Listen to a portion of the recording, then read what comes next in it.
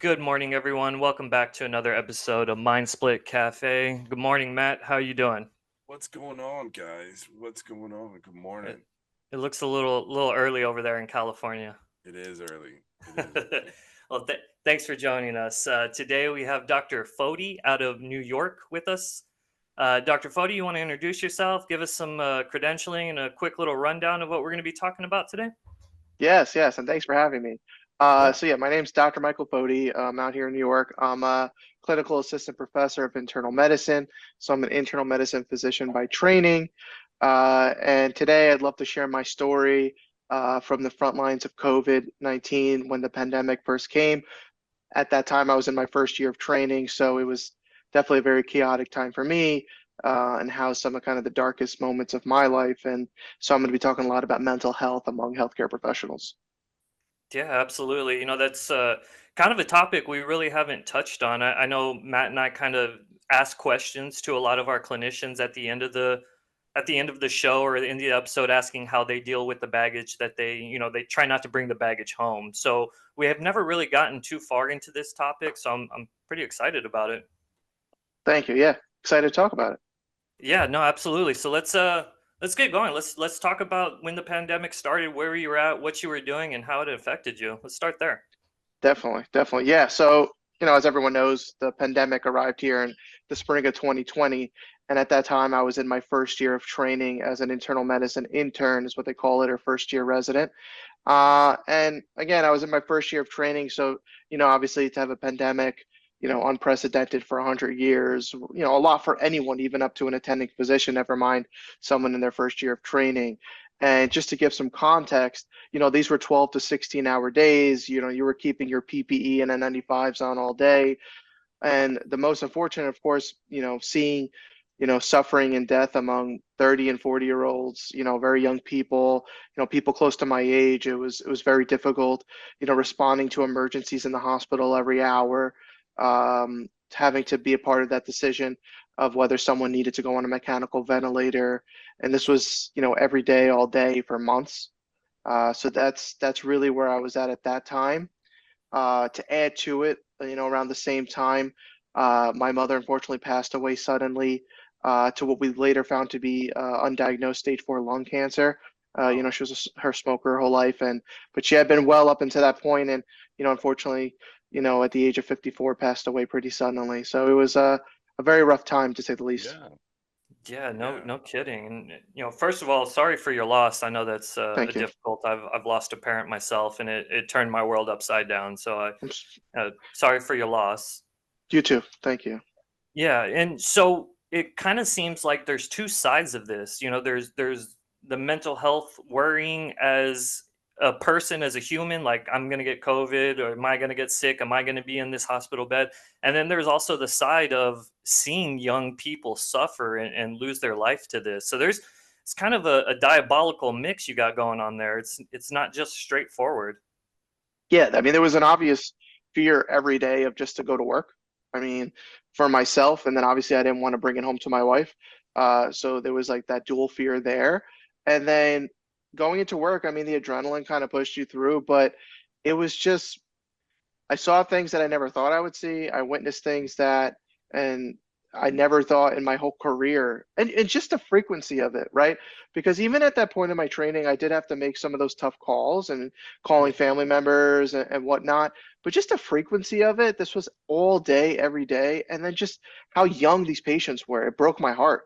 These are people that were my age that were suffering, and their families couldn't be at their bedside. And it was so difficult, but you had to kind of, as a physician, put your emotions leave them at the door and kind of be there, obviously, for your patients and their loved ones. But there were times where I was so close to breaking down right then and there. And, even one time we had such a young patient who passed, and we allowed the family to come in, and they all broke down right at the bedside. And I couldn't even hold back my tears at that point. And I don't think anyone really could. So this was for months, and it was really, really a dark time. Yeah, I no had a friend of kidding. mine whose dad passed away from Oof. COVID, and him and his sister and his mom weren't allowed to be in the room. Right? They got a phone call from obviously a physician or the hospital, whatever, and saying that, he had passed. I can't imagine how many times that happened over. I mean, that's just one instance that I know about. Now, you mentioned the second one, right? But how many times that happened over the course of however many hospitals there are in the country, times so many times per day, like kind of.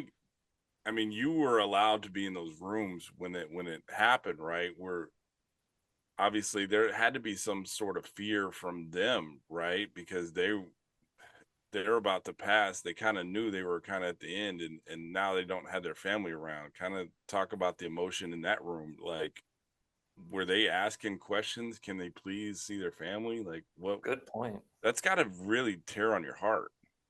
Yeah, no Yeah. kid. I didn't even think of that. Yeah. I mean, in one respect, many of the patients who did pass away were on a ventilator and they were so sick they weren't even conscious to know what was going on. Mm. So I'll say that. Obviously, those who weren't yet on a ventilator, of course, it broke their heart to, not be with their loved ones.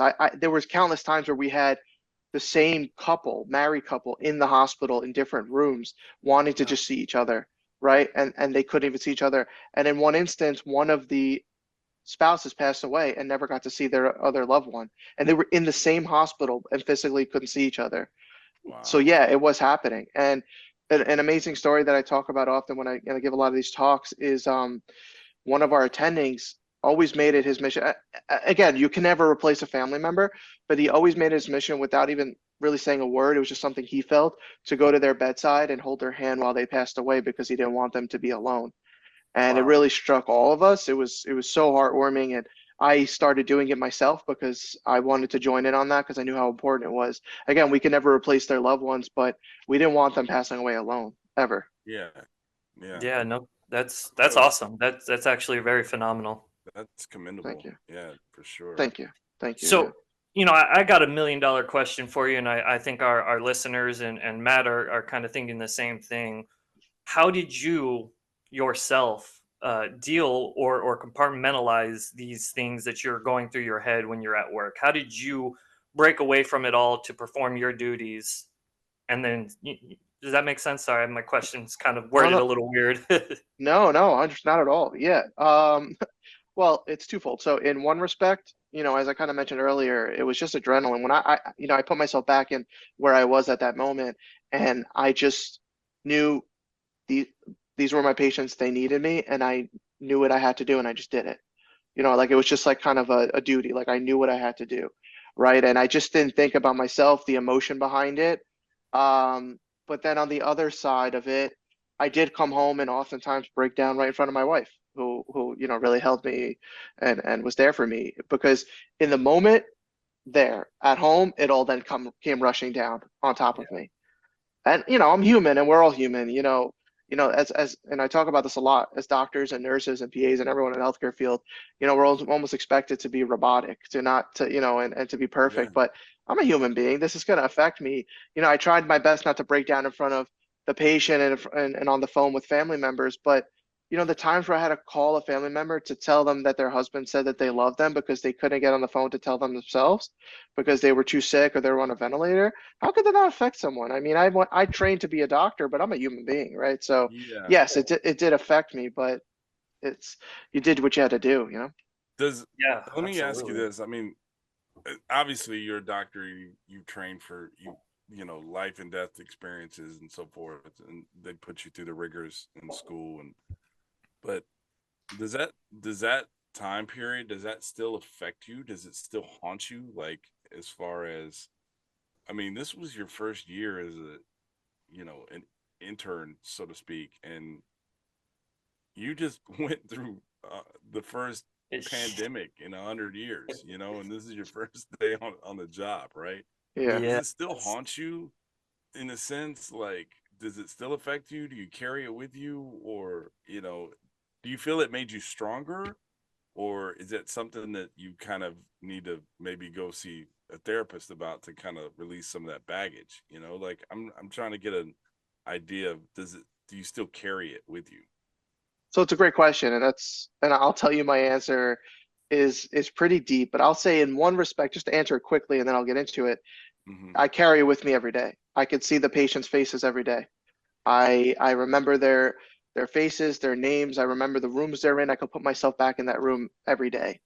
And I'll tell you, when the pandemic was on the better side of it during my training, which was really just like kind of the last year of my training, I can't remember a day, but I remember that first year like it was yesterday. And Mm. again, I remember that room. I remember the room I sat in when I sat by my patient's side as she passed away. I can remember what it looked like. I remember everything. So yeah, I carry those patients with me every day because they shouldn't have suffered, and it was terrible time. The deeper part of this is I actually did suffer from mental illness because of this. So once I became an attending physician, I developed a severe panic disorder. Every day I was waking up with an intense fluttering sensation. I lost all confidence in myself. I was doubting all my medical decisions. I was triple checking my work. And then every night I was having intense panic where it felt like someone was ripping open my chest, someone was squeezing my arm. This was for months and months and months, and it affected my job. I wound up switching jobs. It continued, and I landed in the emergency room because I thought, well, what if this is my heart? You know, my mom passed away suddenly. I don't know. Do I have something? And obviously, all that was Yeah. fine, thankfully.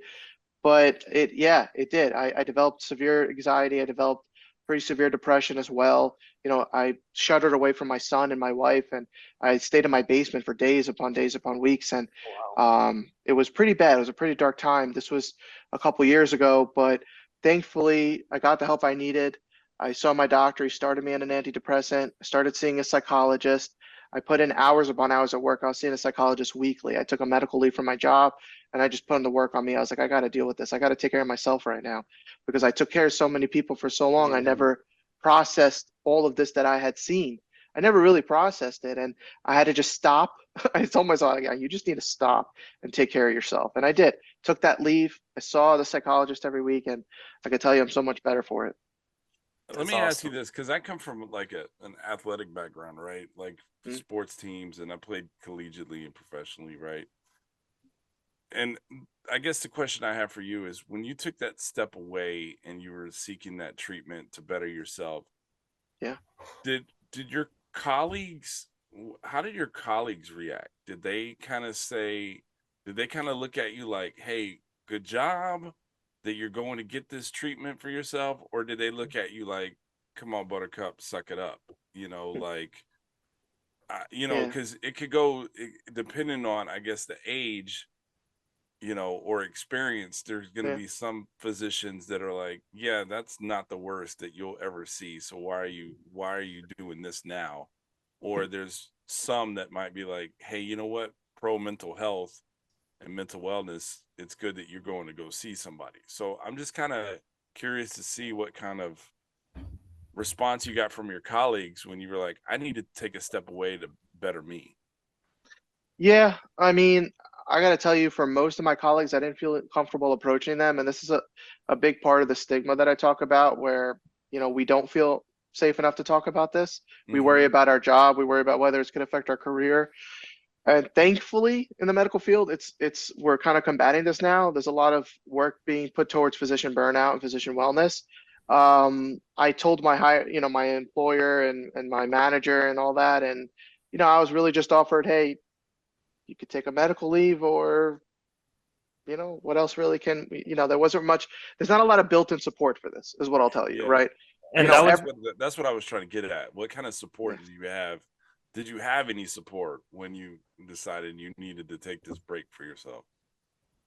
Honestly, it was the same option. I think anyone with, like, let's say it wasn't mental illness, a sickness or a disability or something, that was what you were offered. It was like, if you can't work, you got to take a leave Yeah. and go on disability and do all those things, or find other employment. I mean, there was really no there really ain't built-in support services. I'm sure it's the same at any other type of profession where they have kind of those employee assistance programs or whatnot, Mhm. where they offer a couple free telehealth services, and then you have to start paying and all that.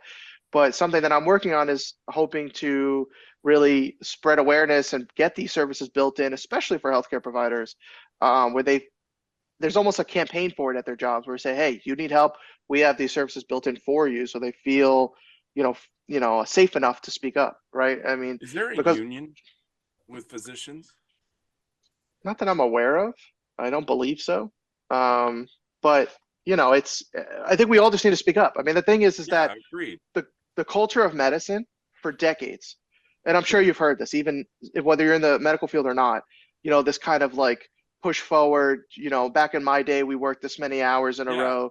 That's what the older physicians always say to me, right? Like, you guys have it easy. You have protected hours now to work, which is insane. Like, yeah, I'm sorry that I want to have protected hours as a resident, and not work, Yeah, that's where 120 my hours a question week. came from. Yeah, Yeah, exactly. they'll Yeah. tell me, "Oh, we used to do what's called a surgical weekend, and they'd work like 72 hours straight or whatever it is." Like, I don't think this is something to be proud of. You know what I mean? No. It's been perpetuated for decades, right? That you just got to push forward, and that's unfortunately why physician suicide is so high, because they don't feel safe enough to speak up and get the help that they need. So until we all normalize this as, hey, yeah, I'm a physician, but I'm a human being. This is part of the human experience to suffer, grieve, experience loss, and then experience the consequences of that. That could be anxiety or depression. Until we normalize that as just a part of the experience for everyone, that then the stigma will persist. So I'm And speaking up and sharing my story. and you're exactly right. I mean, you Yep. look at it now, like there's athletes that, it all kind of started with Kevin Love a couple years ago when he wrote that article about mental health and mental wellness, right? And And then, John Hmm. Wall too. Him and John Wall both did yeah, that. John Yeah. Wall, Kevin Love was the first one to do it. Yep. And then it was like, then it became kind of to the forefront, right? Hmm. Hmm.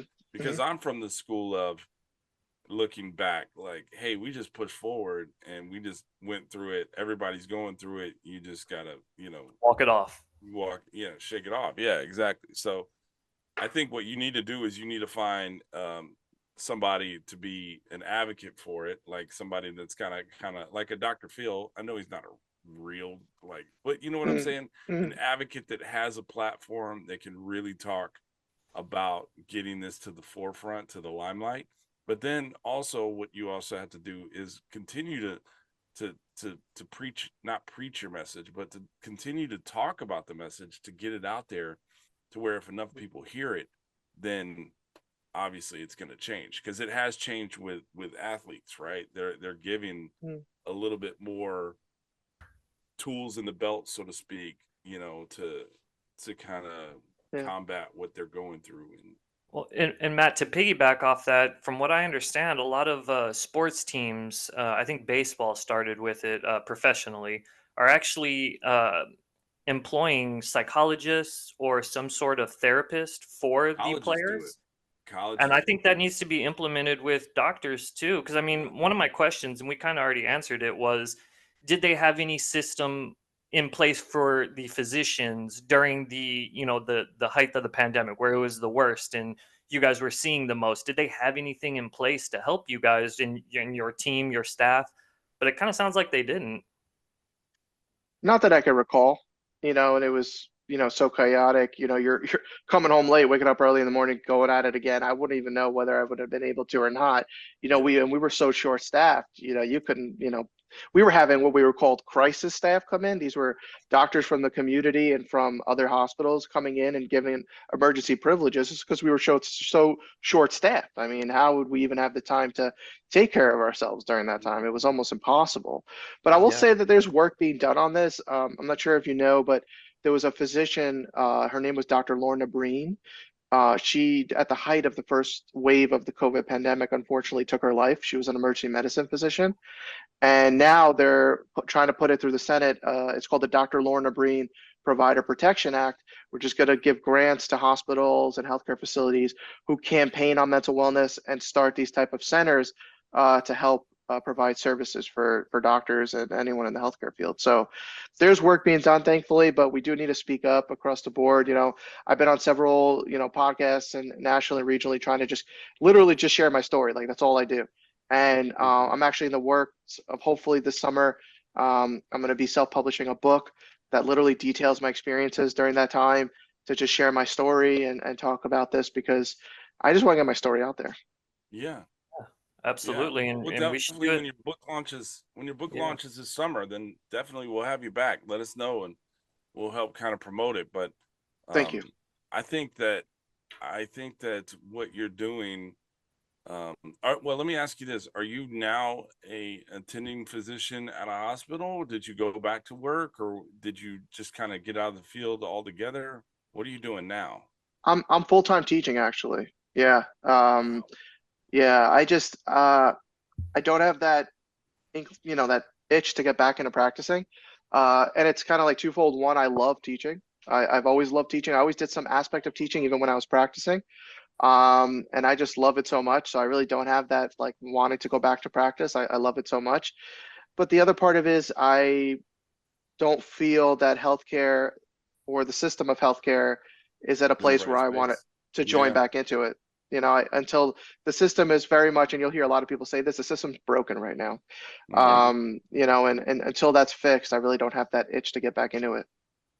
Yeah, Hmm. understandable. Let me ask you this. Do you ever think that the system will correct itself? Do you ever think it'll find a place to where, we can all be enthusiastic or optimistic or, overly optimistic about change is coming and so forth, right? Like, it doesn't matter if it's healthcare or if it's, economy or whatever. You can be overly optimistic and think change is coming, right? But do you personally think that it can be fixed? Yes, because at the end of the day, and then another reason I bring this up is because physician burnout is also leading to a lot of mental illness among physicians. And a Hmm. big part of that is physicians have lost their autonomy. They're being told how many patients to see, how often. They can't cap how many patients they see in a day. And that's because a lot of these conglomerates are being bought out by insurance companies. Insurance companies are literally owning physician practices. And do you believe that? We're billing insurance companies who then own the practice that we're, Yeah, you it's understand like that a double it's dip monopoly or something. That's well, Wow. so it's insane. it's insane, and I'll tell you that a lot of physicians are leaving these practices because they're not happy, right? So the only way that change can happen, to answer your question, is they need us at the end of the day, right? If there's no physicians wanting to join those practices, they can own the company all they want. But They they don't have can't see anyone to any work there. patients. Yeah, That's Yeah. right. exactly. So physicians have to take it back. And this talks about getting back to those. If you remember back in the day, your doctor just was in their office, private practice and all that. And hospitals used to be owned by physicians, and a lot of these things, like, we have to get back to it. We have to get back to that, and that'll help a lot of the burnout. So that's why I don't have that itch to get back into it, because I don't want to go and work for another conglomerate again. I want to teach, which I love. I love teaching so much. My students are very appreciative, and teach them about wellness, and also teach them obviously internal medicine, which I'm trained in. And we have to guide our young physicians to not, this is where what happens is a lot of the young physicians come out of residency, and these contracts get thrown at them right as soon as they come out. Hey, look at Yeah. this! You're gonna make a ton of money, and all you got to do is see patients. You don't gotta staff anyone. You don't gotta pay salaries. You don't do anything. Just work, see patients. Right? Sounds amazing. And then Yeah. this is what happens. They get them for 10, 15 years. They get burnt out, and then they go and get new physicians. We have to Yeah. stop that revolving door at school, at the medical school.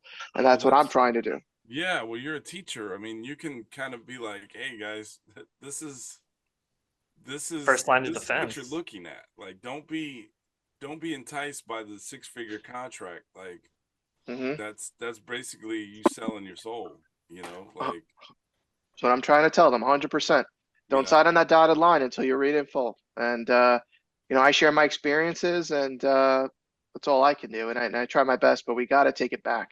The doctors got to take it back to the old, what we used to go to mom and pop shops, right? These doctors who just run their own, you Yeah. know, uh, and, Yeah. and I think about it. How many people call their doctor office right now and they don't get the receptionist, right? Who are you getting? You're getting a robot, right? Yep. Yep. But back in the day, and even when I was young, you call the doctor's office, automatically someone picks up. Yeah, Janine, the receptionist Yeah. is picking up, and you're like, "Hey, Janine, It's it's Yeah, Matt." in my dad's clinic. It was Joanna. Yeah, yeah. but Listen, but get, Janine knew who you yeah, were because you were a patient, Yeah. and then she knew that when she mentioned your name to the doc, then it's like, okay, the doc is kind of familiar, somewhat familiar with your file, and so then it's like, all right, cool, you know. yes. As opposed It's to a different now, world. yeah, now doctors have tens of thousands of patients, and unless you're someone who frequently goes to the office because you're very sick, you'll be lucky if they remember your name. They have to look up your chart and figure out, who you are. And it's not their fault. It's not the doctor's fault, but No. it's they're being overworked. Yep. Mm. It's So Yeah. just what do you the think a healthcare good economy at what do this you think a point. good balance would be? Like, you say overworked, you got so many patients. Like, what do you think?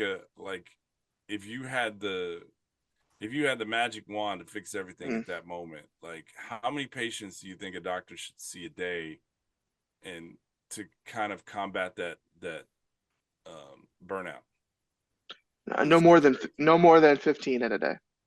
No more than And 15 a day. yeah, and that'll give you like a 30, 45-minute visit with someone, as opposed to some doctors are seeing 20, 25 patients in a day, and those are 15-minute visits, 15, 20-minute Yeah. visits.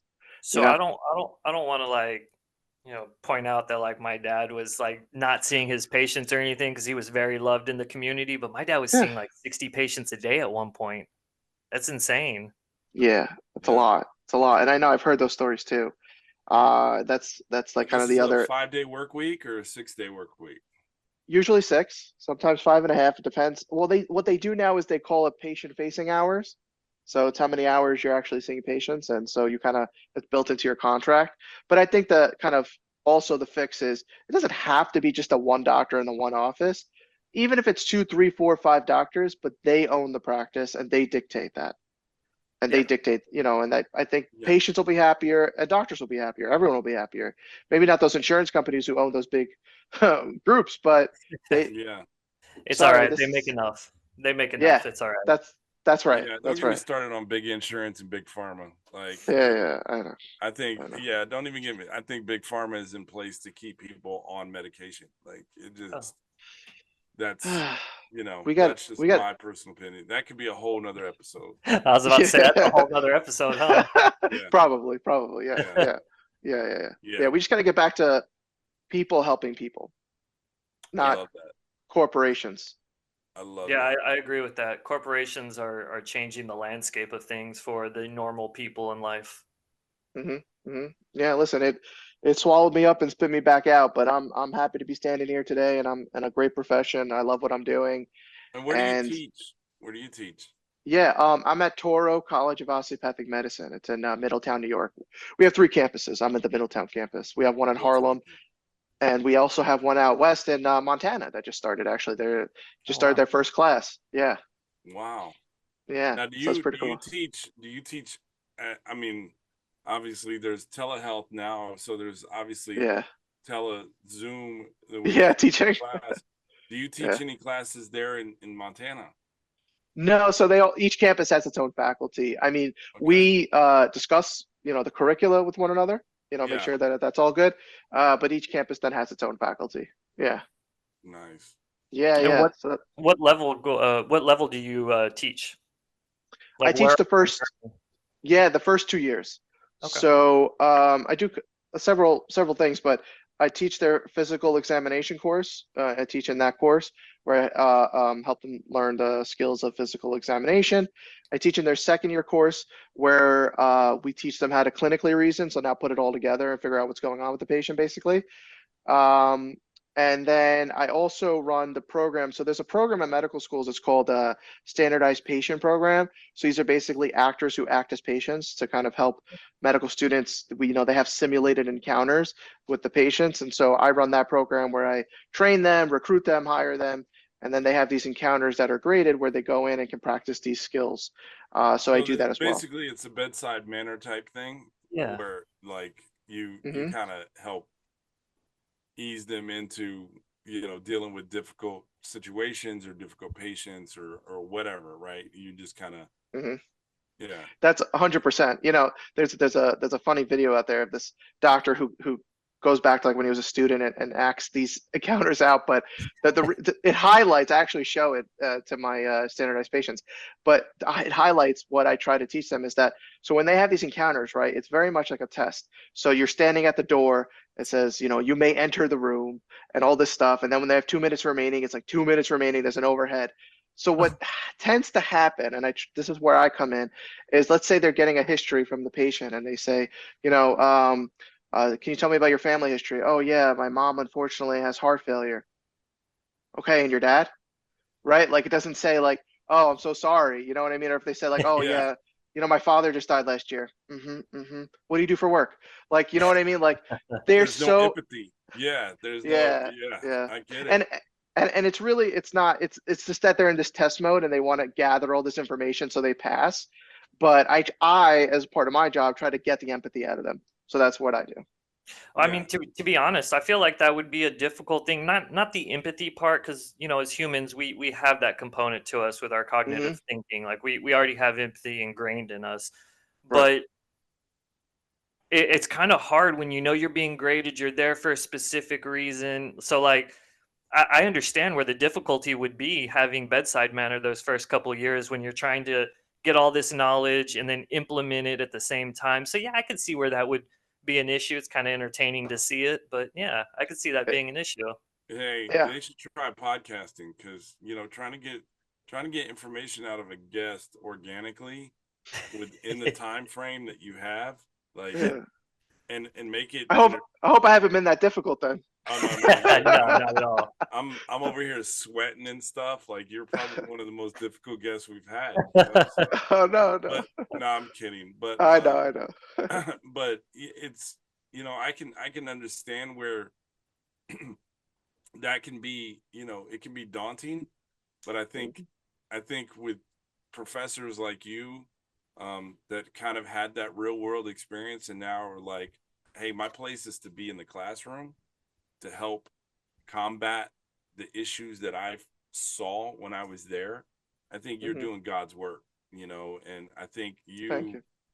helping them kind of organically, because you can have a conversation with a person, and if you just listen to them, you can extract the information that you're going to need to get from. Like they will tell you about everything you want to know if you ask the right questions and you just let them talk. And so 100%. it's I wish you all the best, and and please come back this summer when your book's out because we will pub the hell out of that thing. Oh, thank you. I Yeah. appreciate that. Yeah. And Yeah. do you have any? Well, go ahead and say what you were going to say first. Go ahead. No, no, I was just gonna agree with you. I think that the students are so wonderful and they really do pick my brain about, they know the experiences that I've been through, and so I do talk to them about that. And I love what you said about, patients will tell you what you're looking for. At the end of the day, I try to tell them, like, I know you're gonna be a doctor, but honestly, patients just want a human being in front of them too. On that front of it, Exactly. yeah, of course, you need the medical knowledge to be the doctor. They want a doctor in that respect, but they also just want a human in front of them, They right? want to know somebody that goes home and eats Someone dinner normal. and watches the same type of show that they watch and is That's right. like humanized. They want somebody with the medical knowledge, but they want somebody that's humanized that they can identify with. Right. And so I think Yeah, I I agree. think you're doing, from what you're saying today, I think you're doing God's work, and I Oh, wish you all the best. thank you. I appreciate that. Yeah. And do you have any social medias that we can plug on this episode so people can find you and follow your content? Do you have a YouTube channel or anything? I have Instagram. It's Dr. Foti 129. Okay. So I have that. It's my birthday, and My birthday's in so I know. January too. Nice, nice. And Cool. my LinkedIn. You're happy to find me on LinkedIn. I post a lot of what I do professionally, a lot of the podcast and the speeches I do and things like that, and the work I do with my students as well. So yeah, you can find me on both of those places. Nice. Absolutely. Yeah. And I think I do, think getting your message out, I think if you really, really, YouTube and TikTok are huge right now to get messages across. Like people watching videos about the most ridiculous things, right? Why not Yeah, start watching why yep. not yeah, start watching yeah. videos about, things that really, really matter, and getting that message out. Because you could do I a ton know. of podcasts, you could do Yeah, that, but you go viral on one TikTok video or some YouTube Yeah, video, you're good in after front of that. millions like that, that's true. That's true. so And um actually, I know a really good company that does podcasts, 610 Marketing. They're really good at it. yeah, This guy Matt, Yeah, he's really good. that's it. so That's funny you yeah, said that. I've been thinking about starting a podcast. A couple people have told me about that. well, That you I should should. start one. Yeah, Yeah. Yeah. you see, Chris and I, we have voices for radio. We don't have faces for TV, right? And so I Oh think no, I hate my voice. I think that I think if you want to start a podcast, you can definitely start a podcast, because I think your message is so relevant and so important Yeah. that people need to hear exactly.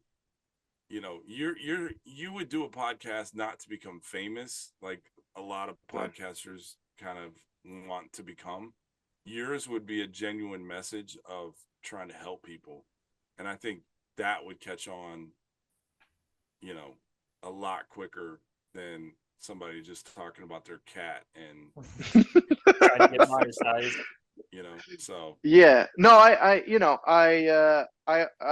love that. I appreciate it, and I would love to. And when I've toyed around with the idea, I'd love to also shed light on the similar voices, because I know I'm not the only one out there. I'm not the only one who you're trained not you're during not COVID, obviously. So I'd love to highlight more stories.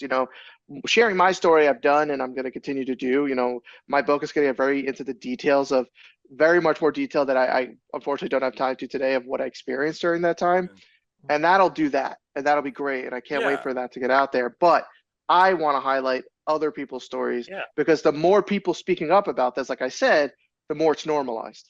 I think absolutely.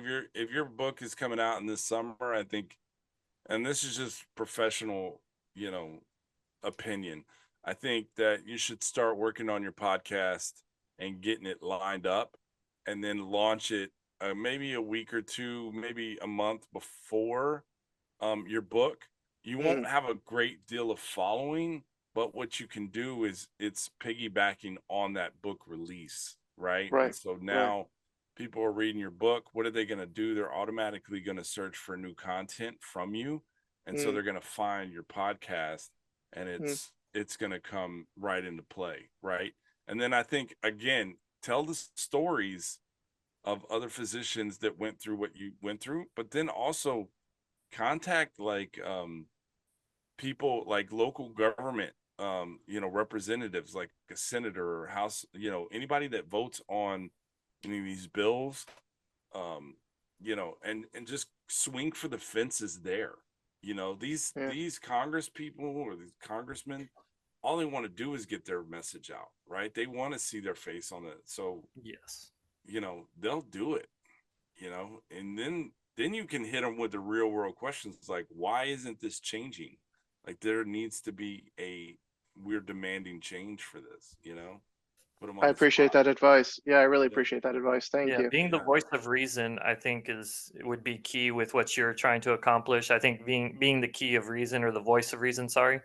Um, a lot of people need to hear it and don't hear it. yeah. I think it would actually be a very good one. I think so too. I Well, whatever appreciate we that. can do, Dr. Foti, whatever we can do to help you, please let us know. You've got Chris's number. Guys, you can find Dr. Foti on his social media, like you said. And, you're welcome back anytime. Oh, thank you. Yeah, I can't wait. I'd love to be back. All Yeah, right. absolutely. Thank you, Yeah. Dr. Don't say Foti. that, man. We'll have you back every week. You'll get tired of it. Never. I can't get tired of you guys. No, Well, you got 3 years of experience working in the pandemic, so you got 3 episodes right there. There Yeah, we three go. that's right. episodes right That's there. right. That's Yeah. right. Oh, I've Yeah. loved this. Thank you guys for having me. All right. Seriously.